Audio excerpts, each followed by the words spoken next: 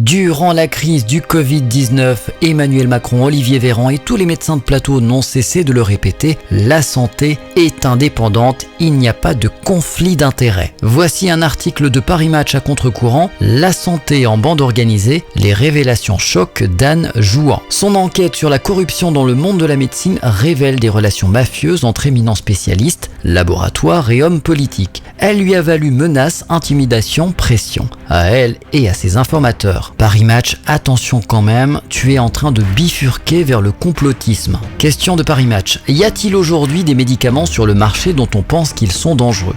Réponse d'Anne Jouan, le problème ne réside pas seulement dans le présent et le futur, mais aussi dans le passé. Dans ce livre, le professeur Richer raconte comment, à la fin des années 80, les autorités sanitaires ont joué à la roulette russe, on avait le droit à l'époque, en décidant de laisser sur le marché français un lot de produits dérivés du sang, alors que l'Allemagne avait découvert qu'ils contenaient des fractions du virus du sida. Cette attitude en dit long sur la façon dont les intérêts industriels passent souvent avant l'intérêt des patients. Il y a aussi l'exemple du Vioxx, un anti-inflammatoire utilisé pour soulager notamment les douleurs de l'arthrose en 2004. Oui, en 2004, il est retiré du marché mondial en raison de ses risques cardiaques. Le médicament a fait 40 000 morts aux États-Unis. En France, où 500 000 personnes en ont consommé, il n'y a officiellement aucun décès car on n'a jamais réalisé de décompte. Plutôt que d'acheter le torchon d'Olivier Véran qui s'est mis à l'écriture, optez pour un vrai livre avec la santé en bande organisée d'Anne Jouan et du professeur Christian Richer. Évitez d'acheter sur Amazon.